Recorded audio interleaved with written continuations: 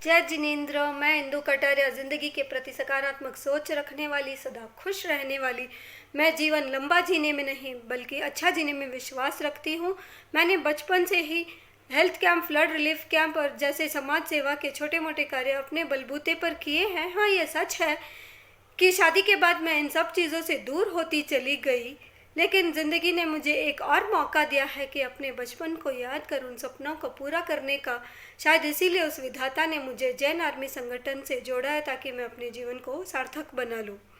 मेरे परम आराध्य, परम श्रद्धेय भगवान महावीर स्वामी को नमन वंदन करने के पश्चात पंथ और संप्रदायवाद के भेदभाव से ऊपर उठकर जैन समाज को एकजुट कर समस्त कुरीतियों को खत्म कर जैन समाज को उज्जवल भविष्य की ओर ले जाने की पुरजोर कोशिश में लगे हुए 35,000 लोगों के कुटुंब, जिसे जैन आर्मी संगठन के नाम से जाना जाता है, उस मंच को मेरा प्रणाम।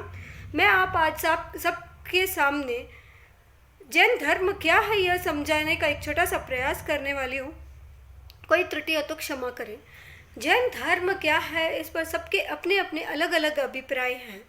कोई कहता है अहिंसा, कोई कहता है झूठ नहीं बोलना, कोई कहता है किसी को धोखा नहीं देना, किसी को नहीं सताना, कोई कहता है तप, त्याग, सामायिक संवर, स्वाध्याय, ज्ञान, ध्यान।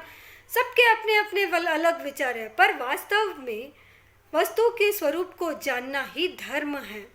अब वस्तुएं तो कई हैं और हर एक वस्तु का अपना अपना अलग स्वरूप है। जैसे पानी का स्वरूप उसकी शीतलता है, अग्नि का स्वरूप उसकी उष्णता है। तो हमारा स्वरूप क्या है?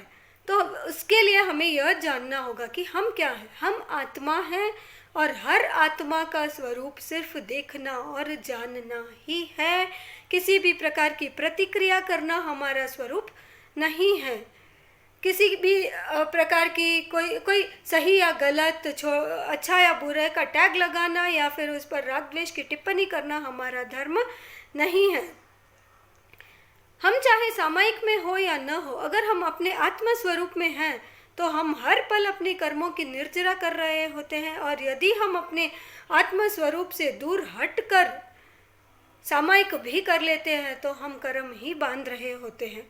सरल भाषा में समझाना चाहूँगी एक छोटे से उदाहरण के जरिए। अहंकार हमारी आत्मा का स्वभाव नहीं है। मान लीजिए आप ऑफिस जा रहे हो, वहाँ पर चपरासी दरवाज़ा खोलता है, आपको सलाम करता है, आप उस पर ध्यान दिए बिना अंदर चले जाते हो। फिर आपके कोलीग्स बैठे रहते हैं, आप उनसे फ्रेंडली बात करते हो।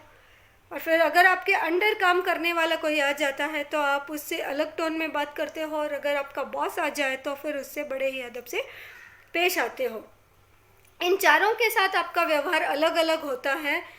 इन सब के साथ आपके व्यवहार में भेदभाव होता है, क्योंकि आप समझते हो ये छोटा है, इससे कैसे भी बात कर सकता हूँ, ये बड़ा है तो मुझे, ये मेरा बॉस है तो शायद गाली भी दे तो मुझे चुपचाप सुननी पड़ेगी। हम ऐसा एटीट्यूड बना लेते हैं।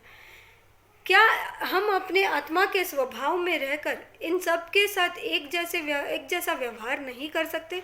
क्या सबके साथ एक जैसा व्यवहार करना मुश्किल है, या फिर क्या इन सब से अलग अलग व्यवहार करने में मेहनत नहीं लगती है? क्या हमारे साथ कोई अलग अलग सा व्यवहार करे तो हमें अच्छा लगेगा? एक और छोटे से उदाहरण के जरिए समझाना चाहूँगी।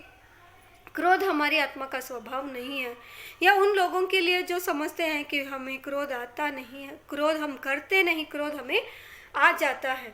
दरअसल यह हमारी आत्मा का स्वभाव नहीं है। हमारी आकांक्षाओं के विरुद्ध यदि कुछ हो जाता है या फिर हमारी आकांक्षाएं पूरी नहीं होती है तो हमें क्रोध आता है। क्रोध दरअसल आता नहीं। क्रोध यह हमारी अपनी चॉइस है। हम चूज़ करते हैं कि कब क्रोध करना है, कब नहीं करना है, किस पे करना है, किस पे नहीं करना है, कितना करना है। यह सब हमारी अपनी चॉइस है। मान लीजिए आप आज बहुत खुश है, कहीं गए, किसी ने आपको टक्कर मारी, आपका मोबाइल गिर गया, आपको आके सॉरी बोलता है तो आप कहते हो इट्स ओके भैया, कोई बात नहीं, हो जाता है।